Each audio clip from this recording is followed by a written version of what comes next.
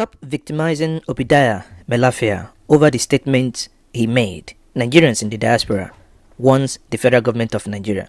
Welcome to Njenje Media TV. This is a channel where we explore the truth behind the headlines.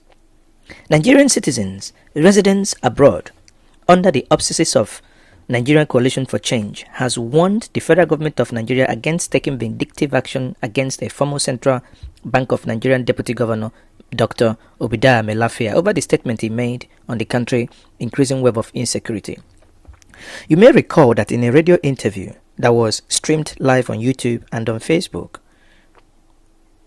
a Nigerian radio station during that interview asked Obadiah Mailafia questions that he inferred and answered, stating that there are indications that herdsmen and terrorists are already in southern Nigeria.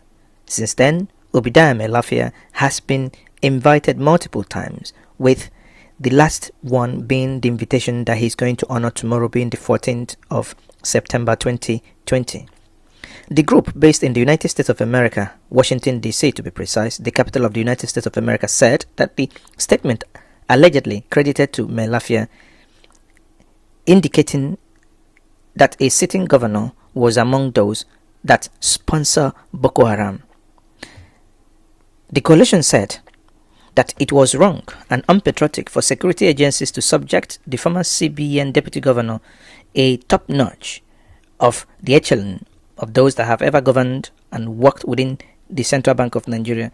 It was unnecessary and a psychological torture over the alleged inciting comment.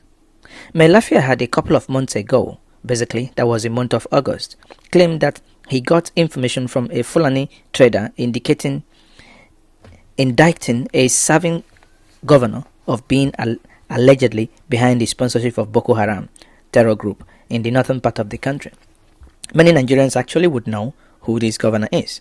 In a statement signed by the coalition chairman Samuel Ayodele on Saturday, being yesterday, the group expressed opposition to the way the security agencies have been inviting Mailafia since the issue began. Ayodele charged the police and the Department of State Security, the DSS, to investigate the statement credited to the ex-CBN governor rather than subjecting him to ridicule, torture and trauma. If you note, Mailafia has lost his job, his accounts are being underwatched, his life is under threat according to him. The coalition said that the common feature by which state agencies were used to oppress those who display uncommon bravery to save their fatherland from ruins and catastrophe had been a factor suppressing patriotic spirit among Nigerians. We, members of the Nigerian Coalition for Change, United States of America chapter, frown at the way Mr. Obadiah Mailafia was being harassed, pummeled and derailed by the operatives of DSS and police over his comments.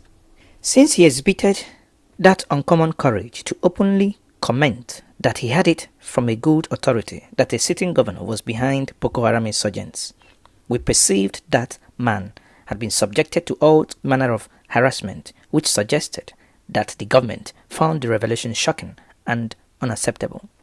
In a civilized clime, what they normally do when such statement is made is that they go and investigate and bring out counter evidence to disprove whatever had been said if the government was in doubt. Up to now, we have not seen or heard the security architecture of this country coming up with counterclaim. All they have been doing was to derail the main, to deride the man, to portray himself as hitting up the polity or plotting to destabilize the nation, whereas we all know where the destabilization of Nigeria is coming from. The question agitating our mind is, has the government thoroughly investigated his claim? Has he found to be purveyor of fake news? If these were untrue, why was he being shabbily treated without even an iota of investigation? This was an injustice to a Nigerian citizen. We believe that equity and justice depicts a citizen is perceived innocent until his claim is proven otherwise. This case seems to negate the norm under this context. We appeal to the federal government of Nigeria to give him a fair deal in matters and a fair deal that will come and accord him fair hearing. It is a question of freedom of information and privilege to self-respect and personality and personal liberty as guaranteed by the 1999 Constitution, their statement concluded. Question we at Ngenje Media would ask, just like they have done, is to once more lend our voice to say, Obadiah Mailafia should not be hunted. The question is, who is the governor in question? Have the security operatives, have the federal government of Nigeria investigated this case?